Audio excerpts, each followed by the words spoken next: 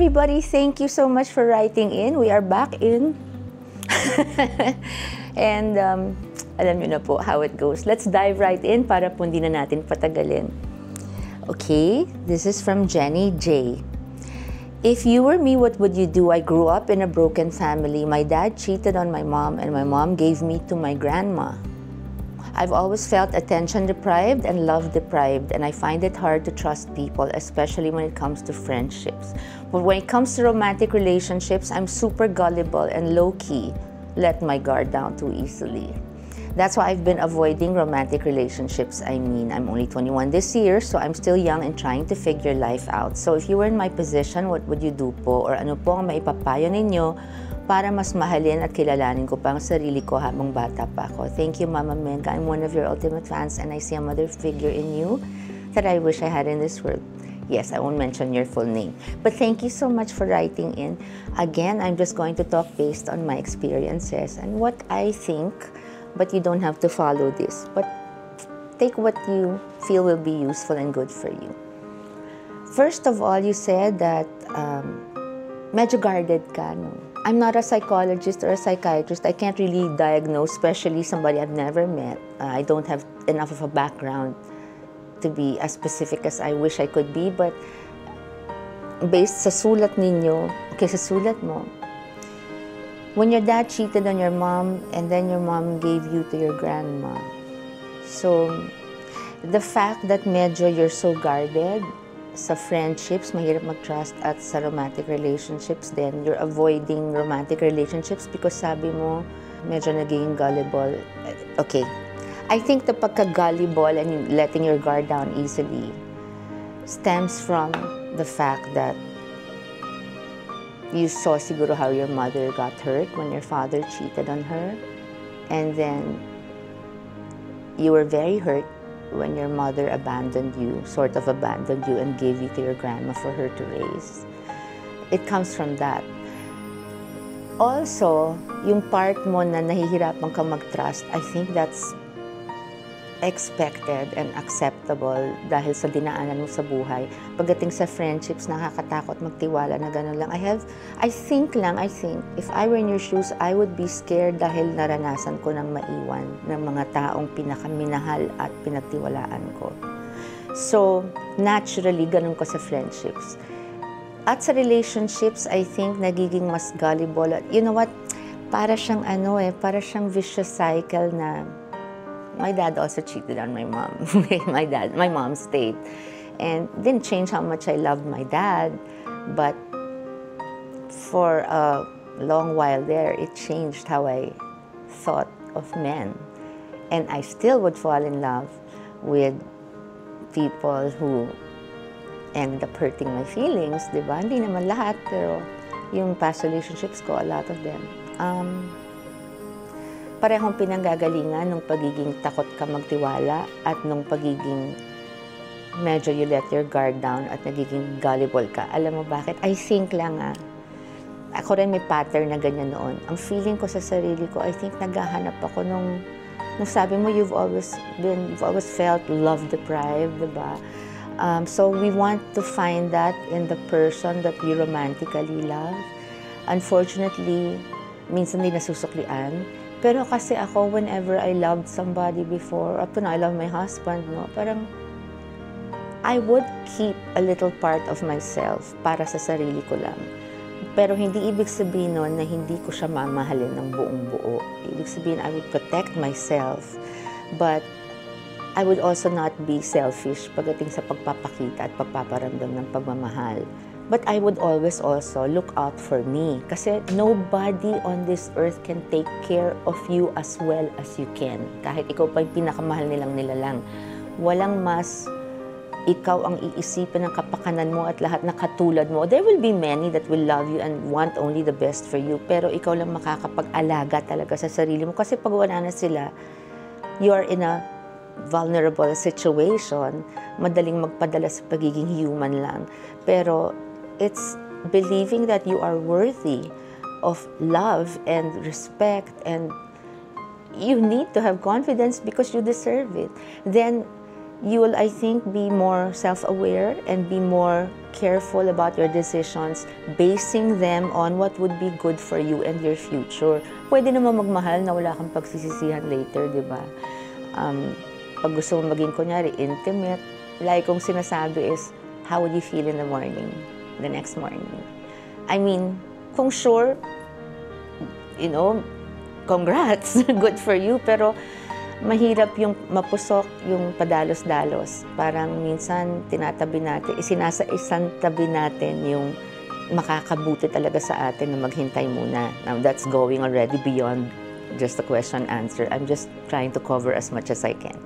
I think, you know what, I have had friendships kung saan napaso ako. But I have kept the most important friendships, lifelong friends, who have shown me that though none of us is perfect, nobody talaga is, kahit tayo. They are the ones na talagang you can depend on, rely on, be totally open and honest with, na hindi ka nag-aalalang baka i-judge ka, tatraidorin ka. I'm very strict about betrayal and honesty. Pag may dishonest, ayoko. Ang sinungaling ay kapatid ng magnanakaw. But totoo, it's really, when I give my trust, it takes a while when that of course, I trust you in the beginning to this point, but when it's my lifelong friends, I have already given them 150% of my trust because it is the same thing. I do not expect to get what I cannot give in return.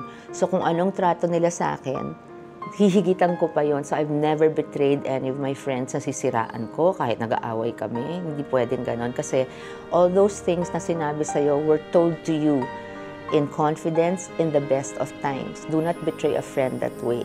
Yung parang dahil nagkasira, bigla. But I'm going, you know, away from the main topic. I'm just trying to cover the periphery. But also, okay, I think open up a little bit to friends. Open up your heart a little bit. Kasi hindi mo alam kung nandyan sa mga iniiwasan mo yung tunay na diamond na parang yan pala makakasama mo hanggang bumalik na si Lord, di ba? Sila pala yung kasama mo at karamay mo. Do not discount the importance of friends kahit feeling mo, ako loner ako, pero I don't want to live without my friends because it would be so sad. Baka makahanap ka rin katulad ko ng mga kaibigan na you can tell them everything about you, lahat na alam nila yung kaluluwa mo, in other words, at hindi ka natatakot na parang baka sisiraan ka or hindi ka tatanggapin, hindi ka mamahalan, no. There are friends like that. But the only way really to find out is to give people a chance to be friends with you. Tapos doon ka ngayon pipili. This is one of those things na time lang yung makakapagsabi sa'yo. Kasi pag may bago kang kaibigan, usually may honeymoon stage lahat ng bagong relationship, mapa-romantic, mapa-friendship. Parang sa umpisa, everything's fine. Pero hindi pwedeng hindi mo makita yung tunay na ugali. Ngayon, kung meron ka ugalian na salungat sa'yo, kung alam mo na agad, you cannot really keep up, di ba, with a friendship dahil magkaiba masyado. Parati kang kailangan magpatawad, parati kang kailangan magbigay ng way. It's not healthy for you. A toxic relationship of any kind, whether romantic or friendship, you will know is toxic by the way it makes you feel about yourself and just feel about this person.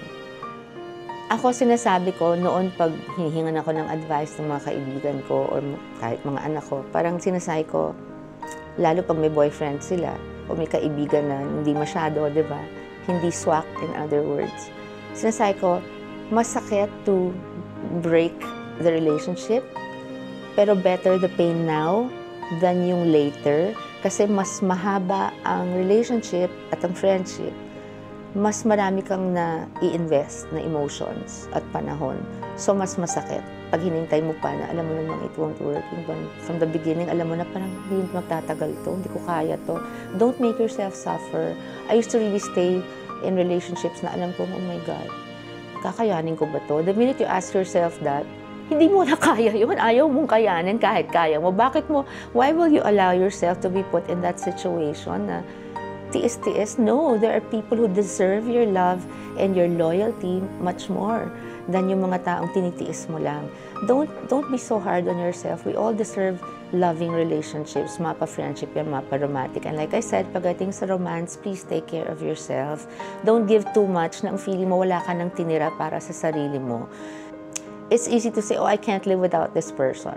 But the minute you start believing it, I think that's dangerous because you should be able to live without somebody in your life. It's fair to give all you can when you're in love with someone, also in a friendship, no? But also, tignan mo rin yung balik sa'yo because every relationship is a two-way street. Hindi lang ikaw mag-isa. Hindi pwedeng siya lang ang bigay ng bigay. Hindi rin pwedeng ikaw lang ang bigay ng bigay. Diba? Ang mas masakit yung ikaw si give, sila si take. Mali yun. So, you're the only one that can weigh yung gaano ka pinagpapahalagahan ng mga kaibigan mo o ng somebody courting you. Give the guy who's courting you a chance because truly, how else would you know? Parang friendship yan, how else would you know unless bigyan mo ng pagkakataon? Kasi unfortunately, lalo sa romantic relationships, makikilala mo lang talaga yung gustong maging partner mo in life over time. Doon mo lang makikita. Kasi laging best foot forward sa umpisa, di ba, honeymoon period yan. Ngayon, pag matagal na nakikita mo, titignan mo na yung mga ugali, kung kakayanin mo o hindi. Ngayon, kung forgivable naman at di ka rin naman perfect, okay lang yon. Basta kakayanin mo talaga. Pero wag yung masyado ka ng dehado. Yun lang yun. And one more thing that's really important, I feel is important to tell you, Jenny, is that your past, yung nag-cheat ang father mo, iniwan ka ng mami mo sa lola mo. Please listen. Listen to this. Your past should never define your future. So you are your experiences, that's right, but you're not done yet. And these are factors these are external factors, hindi galing sa loob mo. Ito'y ang nangyari sa paligid mo at nangyari sa'yo. Ginawa nila sa'yo. O ginawa nila at naapektuhan ka, hindi mo ginawa sa sarili mo. And kahit pa nangyari yun noon at ikaw nagkamali at ginawa mo sa sarili mo noon, kaya nga meron laging tulog at may gising. Yung gising, laging bagong chance yan to start over. Hindi lang naman New Year ang pag-uumpisa ng, di ba, ng parang to begin a new life. No, any day of the year is, it's a great day to start a new life, a new year. Just take stock of everything you feel and everything you're thinking and then ask yourself an important question. Yun lang. Gusto ko ba to? Hindi. Now, again, there are things katulad ng friendship at ng romantic relationships na hindi natin makikita unless binigyan natin ng pagkakataon at panahon. And I pray that you find happiness in all the other relationships around you and that you never let your past control your decisions. And of course, keep the lessons if they're good for you. But don't let your past affect you in a negative way. That is the wrongest thing you can do to yourself. Ginawa na nga nila sa'yo, sasaktan mo pa rin sarili mo. It's not worth it. So God bless you. Thank you, Jenny J, for writing. Lots of love to you.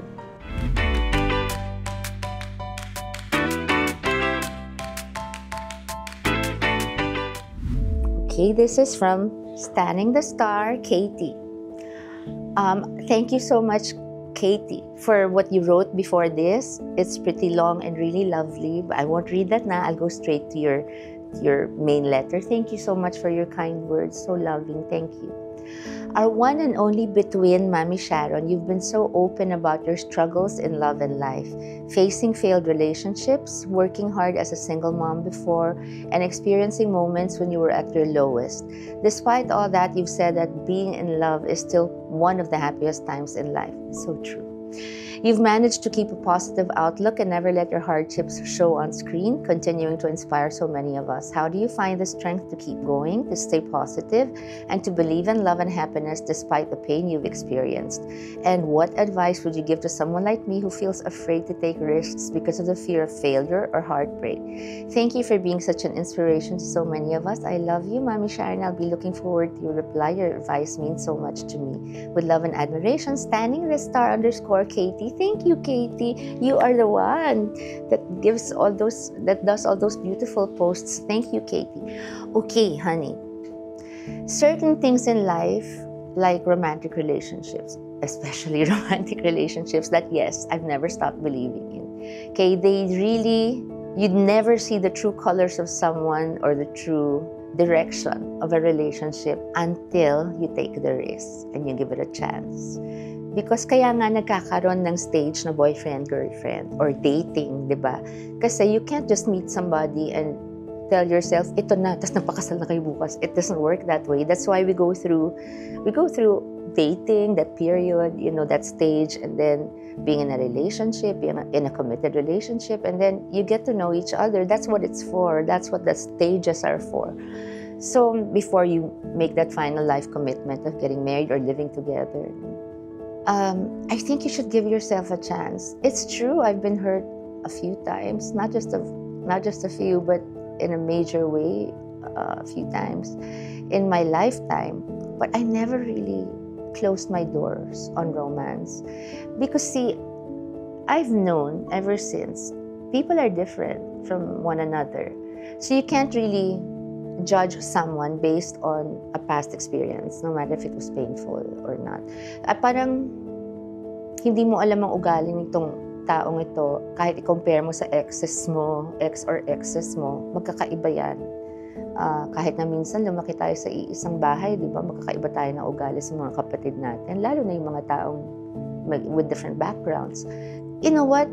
Being positive or having a positive outlook when it comes to love, it's not something talaga you learn. I think it's something you should just find reasons to believe in. If you allow yourself to take the risk of falling in love with somebody that you feel is worth it, pag nakilala mo, oh, pwede, okay.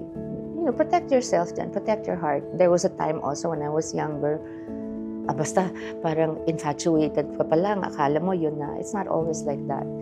And sometimes, I think it's not all romance that's important. I think you should also put value, a lot of value dun sa magkasundo ba kayo?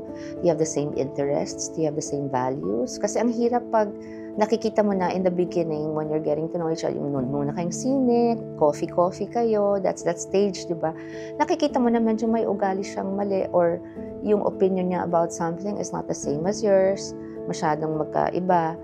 Baka mahirap i-reconcile pag naging kayo na.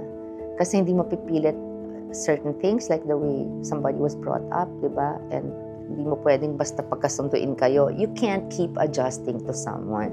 See, what's going to happen is that, like a tree, it can bend pag merong malakas na hangin, but, parang you can't allow yourself to break. So you can bend a little to accommodate someone's ugali that's not the same as yours when you're in a relationship, pero you can't allow this person to parang make you keep adjusting. I think it's unfair. Like I say all the time, a relationship is a two-way thing. You can't be working on it 100% and the other one's just giving 50. No, and it's not 50-50, it's 100-100, okay? So, but I'm getting ahead of myself. I think talaga, like I always say, your past should not really define your future. So whatever pain you've experienced before, always look at it as a learning experience. No matter how painful, there will be lessons that you will see. So in what you've experienced, in all the pain that you've been caused. So meron kang mapupulot in the sense na you will know what to avoid, you will know what to tolerate or how much you can tolerate. And then you will learn also to love yourself a little more. But you see, just like in friendship and in other relationships, you might be ignoring somebody because of your fears when that person pala is a real diamond, that person is going to be the best thing that ever happened to you. Hindi mo masasabi until you give it a chance. So I just think you should pray and then tell yourself, be brave and get to know people. You don't have to commit yourself right away, di ba? Kaya nga may stage na dating, para magkakilalanan kayo. Tapos huwag mo ipilit kung hindi pwede. Hay muchos pescados en el mar. Maraming isda sa dagat. Okay? So, huwag kang mag-alala. May mahuhuli ka dyan. O lalapit sa'yo kahit hindi mo pa tawag doon, yung painan. So, that's it, Katie. I know that you will find somebody that's going to be worth your love and attention and time and devotion too. So, I pray for you and I hope this helps. Thank you for writing. Thank you so much for to those of you who will write and to those who have already written. Love you guys. See you soon. Don't forget, like, share, and subscribe.